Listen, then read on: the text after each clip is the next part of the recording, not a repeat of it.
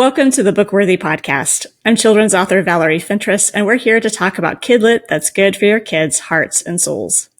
Kidlit ranges from birth to teens, so there's a lot of shelf space to cover. Today, we're talking with Anna Cook about her debut early reader, Bryn and Amir and the Magical Map. Welcome to BookWorthy, Anna. Hello. So happy to be on here. So glad to have you here. Now, to start off, we have to kind of take a deep breath and do our question of the week. And this week's question is, what is your favorite thing about winter? Okay, so I'll have to say my favorite thing about winter would have to be Christmas. It is, it's one of the only things I really enjoy about winter. I'm not a big winter fan, but I do love Christmas. And Christmas is the most amazing time of the year. The songs are not lying. And so I will have to say Christmas. Too fun. So you live up in the Ohio area, correct? So you guys actually do get a winter. Down here in Texas, it's hit or miss. Yes. Oh no. It's surprising to hear someone who lives in a winter wonderland that doesn't like winter. I don't love the cold very much. I'm not a big fan of it. And I don't like it for as long as we get it. I like about a month of it.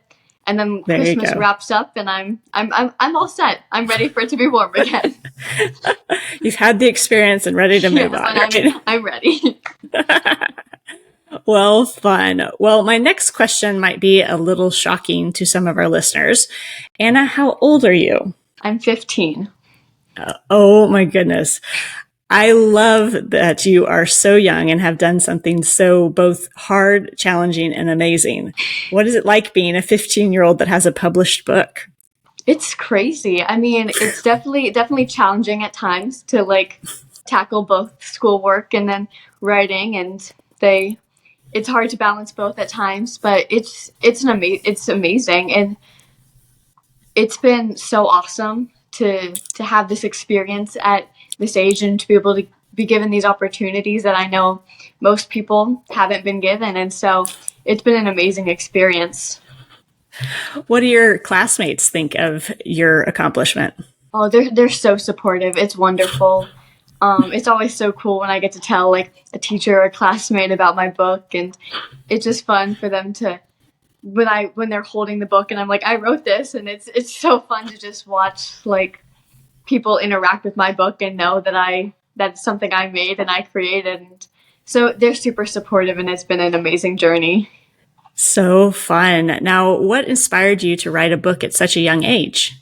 I've always loved writing stories. It's always been a big part of my life. And so when this thing came to be, I was so excited about it. And I've always loved learning about other cultures and other countries, and it's been something that's interested me for a long time. And so I went to a writers conference with my mom in 2021, and I just fell in love with all of it and writing and the people, and so it's been an amazing journey. But I think the main thing was just the writing world and the people, and they're all so supportive and amazing, and so it really helped keep me going and made me really want to dive into this world more. So fun. Now, Bryn and Amir and the Magical Map is made for the general market instead of the Christian market. Yes. But how has God grown your faith in this process of writing a book? It's just, there's so much faith that goes into it, and I never planned for this. This was not something that I saw in my high school journey, imaginably, but God had different plans for me than I thought were there, and it's been great to just be able to trust Him and know that He knows what's best, and it's gonna be good. And it's been amazing to watch what He's done with this and how it's been able to help grow my confidence, and just it's been an amazing thing to trust Him in, and I know that He knows what He's doing. It's good that somebody does, right? Yes. You always need that. Well, what was the most challenging thing about writing a book? I think it was hard because I didn't have a lot of experience or time. I was writing it in the midst of doing a lot of other things. I was in a musical and I was hanging out with my friends. It was summertime when I was writing the bulk of the story, and so it was hard to like go away and go write, especially because I didn't know if it would even be worth it, if it was something I could do or something that like was even possible. So it was hard to be able to like pull myself away from all the adventures of my life and write. But once I did, it was amazing, and I'm so thankful I did. It's one of those things that even as a writer myself, I struggle with sitting down and doing the job and getting the words out. And so it's neat to see that even I could maybe have done that when I was 14 or 15. Maybe. I don't know. I love what God is growing in you, not just a love of writing and great storytelling, but even just practical skills that you'll be able to take on for the rest of your life, which is amazing. Yeah. Now, Bryn and Amir encounter a map. Can you tell us a little bit about the story? So yes, they find this map. They get it from their school librarian, and they go down to the library because they have to do a school project, and so they have to learn about another country. And so through that, she gives them this map to help them figure out what country they want to study and just get some more information. And they're over and they're hanging out, trying to work on their project. And they realize something's not normal about that map. And while they're playing it and while they're looking through all the stuff, they fall into the map and they land in Mexico. And they have to figure out how to get home. And they have to learn about all the different elements for the project. And in the end, they have to leave the place better than they found it. And so it's a very fun adventure. And there's some high stakes and some humor. And they play. They have a fun, witty little banter back and forth. And they bring out the best in each other ultimately. But it's a fun story. Too fun. Now, of all the countries you could have chosen for the map to take them to, why did you choose Mexico? So I wanted a country that most people would have heard of, most children would know, and there are a lot of people and families in the U.S. who also speak Spanish. So I thought it would be a fun one to get started with, to get readers interested, and then if it does become a series, we can branch it out into more countries people haven't heard of as much. But I thought it would be a nice start to have people know a little bit about the country as they began reading it, and then further that knowledge through the book. Very neat. I think that was a great thought process. Now, are Bryn and Amir, are they good teammates at the beginning, or are they unlikely partners in this process? So they are not very similar. Bryn is more quiet and she thinks things out, and Amir is more, I'm going to do it, let's have fun, it'll be fun, and doesn't really think as much before he acts. And so they're not a very likely pair, but they do actually bring out the best in each other, and Amir gets Bryn out of her shell, and Bryn helps Amir become more organized and pay more attention to what he's doing. And so by the end of the story, they do level each other out a little bit more and help each other grow. And so they don't seem very likely, but they do good for each other.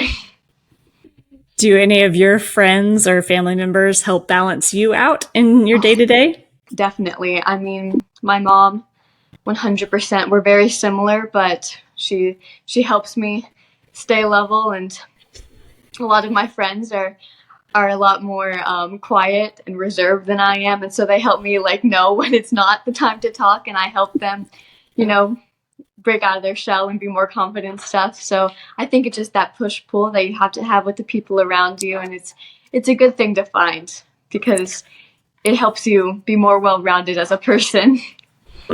I agree. I think we get into a mindset we have to find friends that are just like us, and that's not what's best for us. People who push and pull us and you want to have test stuff us. in common, but you want to keep growing with the people you're around. Exactly, and that's what makes you a better person and them a better person, and even makes your friendship stronger because of those differences. So fun. Now, what was the most rewarding part of writing this book? Oh, definitely seeing my book like in a physical copy for the first time when I was unboxing my pack of books. It was an amazing moment. I just kept crying. Like I just kept looking at them and tearing up again. It was just so amazing, and it was a moment I knew was gonna happen once I signed my contract and stuff. But you can't really prepare yourself for that. You think you can, but you can't, because when you're actually holding them, it's just a complete different set of emotions. And it was amazing, and it was so rewarding, and it was everything I dreamed of the moment of being, and so much more. That's so amazing. And that wasn't too long ago either, was it? No, Because it wasn't. It was about a month ago, if I'm recalling correctly. too fun. Well, what's your most favorite book, Anna, other than your own and your Okay, mom's? so I would have to say my favorite book that I've read recently would have to be Fallen Leaves by Tessa Emily Hall. Hmm. Oh, I read it for the first time last fall, and it was amazing. It's just the perfect book to like cuddle up with a blanket and a pumpkin drink, and it's everything a book should be. It's cozy, it's warm, and it's engaging, and it was wonderful. And I want to read it over and over again every fall to just it just puts you in the right mood, and it just makes you happy. Oh, that sounds. I'll have to check that one out. I haven't read I that would one definitely yet. recommend.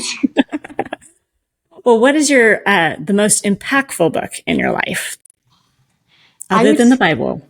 Oh yes, I mean definitely the Bible, but I would say for me the most impactful book would have to be the Junie B. Jones series, because those were the books that helped me believe in myself as a reader, because they were chapter books.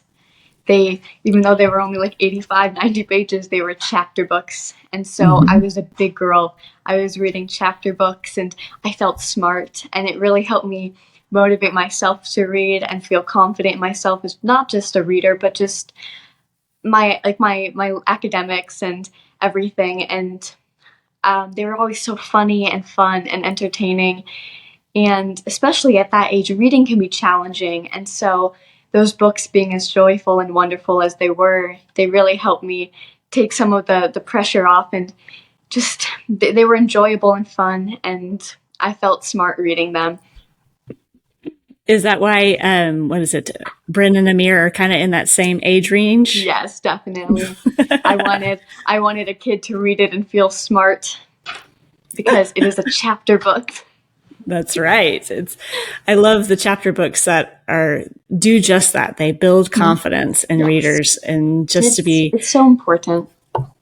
they could be simple, sweet, and funny, but they just build that confidence to where Mhm. like, ooh, maybe I could try that bigger book. It makes it more They help tangible. kids believe in themselves, and it's They such an amazing do. thing to see. So fun. Now, I know you're 15, but did you always want to be an author? I did not. This was not really the plan. I mean, like I said, I always enjoyed writing stories. That was something I found fun, and but I did not see this coming. When I went to that writers' conference with my mom, I went mainly as a way to bond with her, and I was like, we'll spend time together, and it'll be fun. But I fell in love with it, and it was something I really wanted to pursue, and God blessed it, and he blessed this journey, and it's been amazing to see what he's done with it, and I'm so thankful for all the opportunities, and I'm so glad it happened. But no, it was not the plan, or the idea or goal. It just what it happened, and I mean, I'm so thankful. But no, it's not the plan. Well, when you were young, what did you want to be when you grew up, if not an Oh, author? um, so for the first couple of years, I wanted to be a doctor, because it was one of the very only jobs I really knew about. And then I decided that was not my thing. And then for years, I wanted to be a teacher, and I was very set on that. Now I'm deciding some things, and there's a couple other paths I'd like to go down, but um, when I was little, it was definitely doctor and then teacher. Those were the two. I was very excited.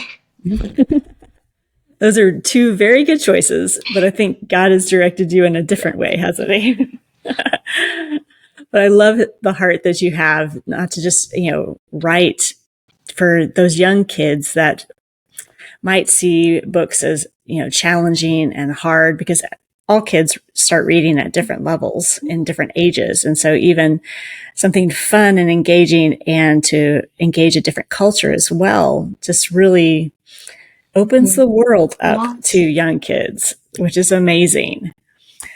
Now, you talked about Junie B. Jones. Is there any other children's books that are your favorite?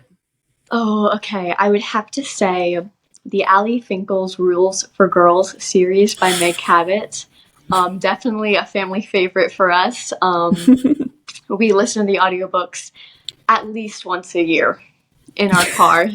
We go through the whole series, and they're just wonderful. I mean, still to this day, I find them so entertaining, and I want to read them. Not as like an adult listening to a book. Like as a kid, I find them fun. So, and I have no shame with that. But those books would definitely have to be my favorite. They're so funny and fun, and there's just so many good like family memories attached to them as well that I can't help but love them. I think that's the sign of a good children's book, is it can be read at any age and enjoyed. Yes, definitely. Well, what is the one message you hope kids walk away from Brennan Amir's And the Magical Map? I hope they leave knowing that they can make a difference, and they have the power to leave something better than they found it. And I think it's so powerful to see. And so yes, definitely just being compassionate and learning about other things, and always being open-minded to new cultures and new things around you. Because once you have that mindset of being open and learning about other things, it changes you as a person. And so I hope they take that away, and that different people are very interesting, and you don't have to look at it from a negative point, that they're different from you, that it's a wonderful thing, and that it's an amazing thing that people have differences around you. And so leaving places better than you found them, and being open-minded to other things. I love that message, and it's so sweet to hear you talk about it too. But what can we expect next from you, Anna? So I'm hoping to make Brennan Amir and the Magic Map a series where they go to other countries and have other adventures. So I hope you guys can see that journey throughout unfold. But that's my plan, and that's what I'm hoping plays out. And so we'll see, but that is my long-term goal with this series and how it shapes out. But yes, that's the plan. If you could travel to any country that you've not been to, where would you travel? Ooh, that's a tricky one. I think I'm going to have to say Germany, only because we had a plan to go there in 2020. And then I bet you can imagine summer of 2020 what happened. We're 2020. We weren't going anywhere. So I feel like I want to go there even more now, because I was almost robbed of that trip, and so I feel a special connection to it. And I'm taking German right now in high school, and so I feel it would be a smart choice as I'm learning the language, and I definitely think Germany would be my pick. Very neat. That is a country that gets, not enough credit. It is an amazing country with amazing culture. Yes, and I think you would enjoy that trip immensely. So I hope you're able to go sometime. Me too. Well, Anna, where can people find out more about you and your books? Okay, so you can find out more about my books at brynandamir.com, and you can find me on Facebook at Anna Kathleen Cook. Very fun. Well, thank you so much for joining us, Anna. And thank you for joining Anna and me on this adventure and episode of the BookWorthy podcast. Be sure to check out the show notes for any books and links that we discussed. Then let us know in the comments what your favorite part of winter is.